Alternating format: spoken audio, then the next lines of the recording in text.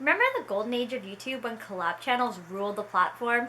Channels like 7Supergirls and MyDigitalEscape, these brought together creators with unique personalities, entertained millions of fans worldwide, but somewhere along the way, these collab channels fell apart. Hi! My name is Jaden, and I make commentary videos on culture, media, and kind of whatever's going around on the world that I feel like yapping about, and I wanted to yap about collab channels. I don't know why I glitched. For some reason, I just cannot talk today. I don't know what's going on. Do you remember YouTube collab channels? Because these were huge in like the mid 2000s. The two big ones that I'm focusing on are, well, the two biggest collab channels that there were, which are 7Supergirls and MyDigitalEscape. Quite the opposites now that I'm thinking about it, but I used to watch these when I was like 10, 11 years old roughly, and they were huge. Everyone wanted to be on collab channels. YouTube was filled with people auditioning for these channels, and they were a big hit. So let's kind of discuss how collab channels were created, why they were so popular, and then what happened to them. And for some of them, it was kind of awful what happened, so let's break it down. What is a collab channel? Pretty standard question. So if you are a younger person who maybe didn't grow up when YouTube was kind of fresh in the world, you might not know what a collab channel is because I cannot actually find any. I was doing some research for this video and I was like, I wonder if there's even like one collab channel that still exists out there. I couldn't find anything, so I'm pretty sure they're 100% dead at this point. But we know what a collab is. It's when more than one creator gets together and makes a video together. Pretty self-explanatory. They are collaborating on some sort of video or project. That's a collab. And then a collab channel was a channel where people would upload every single day, whether they all filmed their videos together and would upload together, or they would be assigned a specific day of the week, and then that one person would upload a video on there. And typically there was a theme that each person would have to create a video for that week. So like say the theme was like 10 facts about you as an example. Each person on their respective day of the week would upload a video talking about the 10 facts about themselves. And then in some instances, all the creators would get together and do meet and greets with their fans or just film a bunch of videos all together when they're actually in person. So the earliest I can find collab channels being created was in 2008, and that was 7Supergirls. So 7Supergirls essentially was this collab channel of like tween teen girls, and again they would upload a video every single day of the week and they would have challenges. The videos were more geared towards younger girls, so they would do a lot of like little fashion videos, skits, challenges, just like little fun videos, and it was definitely geared towards younger demographics considering that the girls were pretty young and, you know, lots of kids were watching YouTube at the time and they just kind of wanted to see people that resembled them doing simple things or things that they want to do. On the other end of the spectrum brings us to MyDigitalEscape, which started in 2014. And that was what I always referred to when I was a kid was the emo version of 7Supergirls, even though it was completely different. Their videos were definitely geared more towards teenagers, maybe young adults, and they did discuss more like heavier topics, and they discussed a lot of mental health stuff, and they would still also do the skits, challenges, whatever, every single day of the week. With the popularity of these channels as well getting so big, other collab channels or spin-off collab channels created by the same creators were made as well. So for 7Supergirls, they created something called like the Sax channels, where they had like 7 cool tweens, 7 perfect angels, 7 awesome kids. And then MyDigitalEscape ended up like disbanding, is that the correct word? I don't know. They stopped and then they made another collab channel called Our World Away, which was very short-lived. I think one of the reasons that these channels were so successful as well is because back in the early days of YouTube, you could do something called a video response. If anyone was on YouTube that long ago, let me know. I'm curious. Do you remember when video responses were a thing? Because those were pretty vital for these collab channels' audition processes. So the collab channels would post their video like, hey, we are doing auditions for our collab channel. Make a video like telling us who you are, where you live, how old you are, what like your favorite hobbies are, and then do a video based off of this theme, and then submit it as a video response to their video. And then there would be thousands of applications on these as well, with a lot of people auditioning for these, and it was easier for the creators to kind of go through and choose who they wanted to invite onto their channel, because, you know, they could all see it in one place, opposed to just like random people commenting and being like, I auditioned, check my video, because that'll probably get missed at some point. One of the biggest reasons these channels were so popular was the relatability. Why can I not talk today? Relatability aspect of these channels, because they were kind of gearing their videos towards people in similar age brackets to them. And then, you know how people are with wanting to watch content or look up to people that resemble themselves, because everyone wants to see someone that they can relate to, obviously. So people would feel connected with specific people that would upload on those specific days of the week. So then they would obviously keep coming back, say on like a Friday or something, to see their favorite person upload on that Friday. And they could kind of relate to them and kind of imagine like what their life would be like and visualize themselves in their shoes, and also like comment and make video responses to those people's videos as well to try to get noticed. And they just felt like they had that like parasocial connection with these people, because they were relatable, and from what they could see on camera, they definitely seemed like someone that they would get along with, or they could see themselves in that person.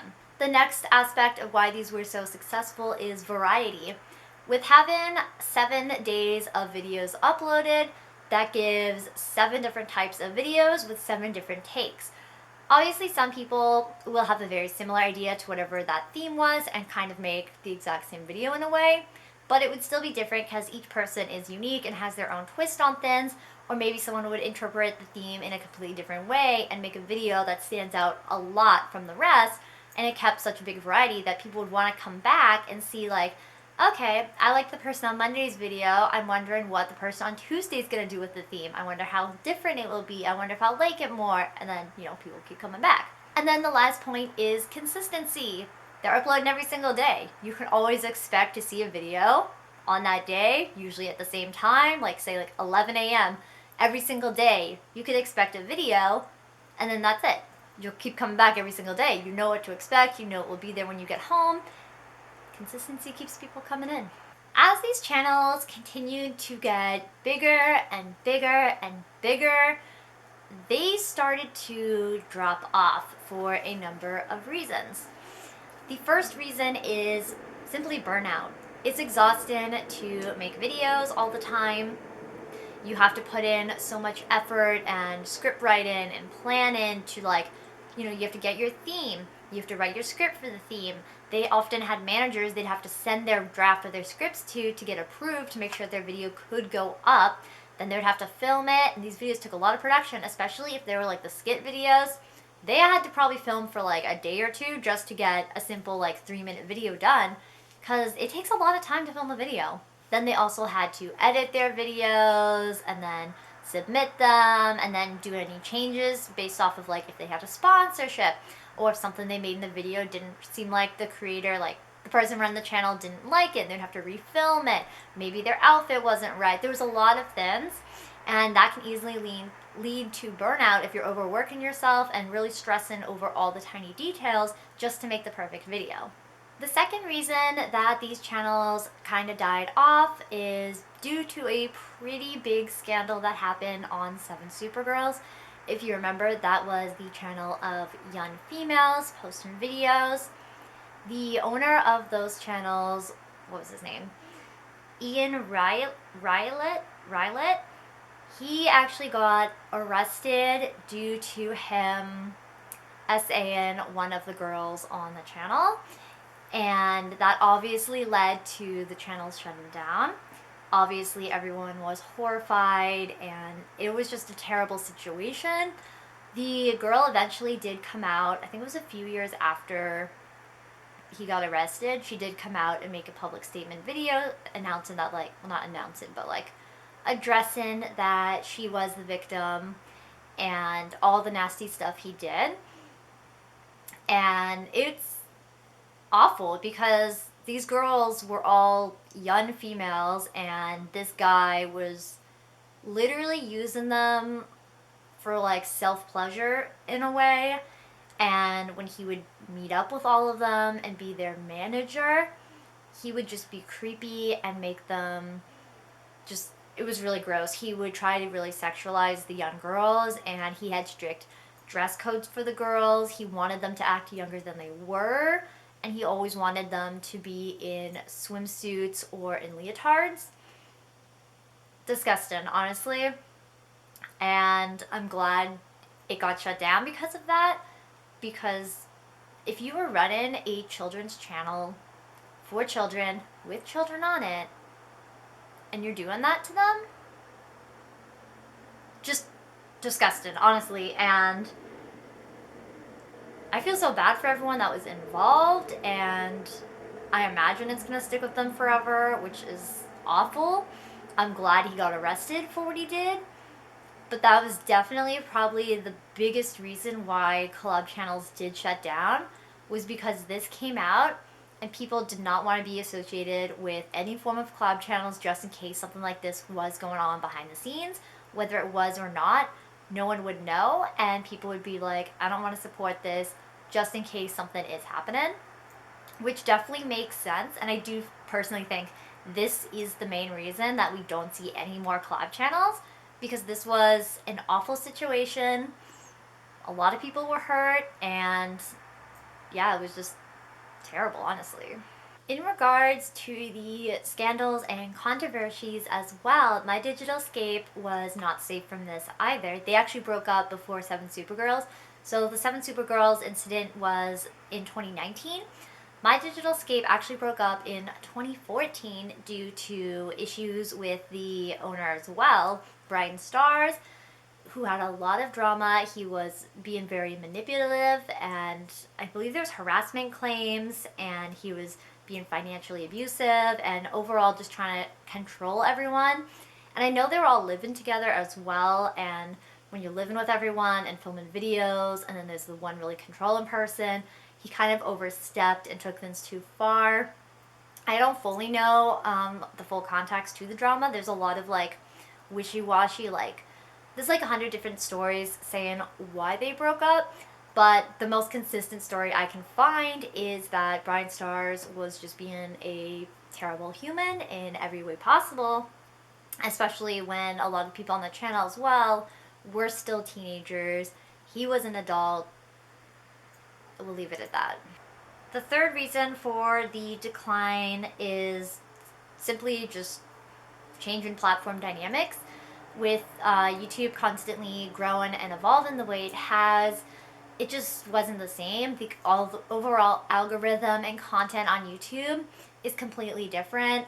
And since a lot of collab channels were geared towards younger people as well, with YouTube's age restrictions on videos now as well, it'll make it harder for them to get the engagement they were originally getting by asking people to comment questions. If your channel is for kids specifically, you're not allowed to comment. They completely disable comments for those videos. And I feel like that would also affect the engagement, and people won't be able to produce as many videos, and the engagement's going to get lower. A lot of creators also started to go off on their own. Some people still pursued YouTube and they wanted to have more of a solo career, kind of like when you see like boy bands all together, and then like one person will leave to do a solo career, and then everyone else will kind of try and see what works for them, which makes sense because people have grown and evolve it, especially if your channel is geared towards a younger demographic and you're older. You're going to want to branch out and not stick with the same content you were doing because it's no longer part of what you're interested in. The last reason they started to decline is oversaturation. A lot of copycat collab channels were made, copying all of these creators' videos, and it just filled up the entire YouTube. You could find hundreds of the exact same video, and it just wasn't a unique idea anymore. And themes started to get overused, and they were running out of content ideas, and it just didn't work out. That's kind of about all the information I could find on collab channels based off of what I could find online and from my memories when I was like fully invested in these channels. They were definitely popular because it was considered innovative at the time. But again, YouTube has changed so much over the years, and when people get exposed, there's so much controversies and drama, and just working with a lot of people in general always kind of falls apart. Like you see it with like those content houses as well, which I might make another video on as well, because I've been very invested in this Bop House drama. So if that is something you're interested in, where I'd kind of do like a little breakdown on content houses, I would be totally down for that. I'll think about it. But yeah, the main reasons these channels died off are definitely, I think, because of the scandals that were involved, because they were pretty bad, and I don't think anyone wants to be associated with that or even being accused of stuff like that, just because it was so horrible, especially the 7Supergirls case, like, because that's awful. So it definitely makes sense to why people are no longer doing these channels, and they were fun for when they were around, but you know, times are different, and you can still see people you like collab occasionally. Like, people still do film videos together, just not as much. And I do think it has something to do with like branding and money and sponsorships as well, because if you do like a collaborated video that's sponsored, then you have to split the pay as well. And influencers are kind of greedy, not gonna lie, so I can imagine they would not want to do that. And even like the beauty community influencers that have collaborated as well, they like expose each other all the time about how they all like hated each other. It's messy, honestly. Collab channels were just a mess. That is why they ended, and that is why they're no longer successful. They are scandals, they are messy, they aren't it, and that's totally fine. Let me know if you watched any collab channels back in the day when they were kind of popular. Did you ever audition for any? Because, okay, I'm gonna expose myself. Wait, one sec. Let me grab my laptop. I made a collab channel when I was like 12. I wonder if it still exists on YouTube. One sec. It was called 7 Sleepy Girls. Let's see if I can find this.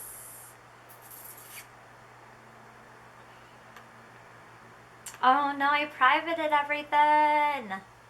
No! That's sad.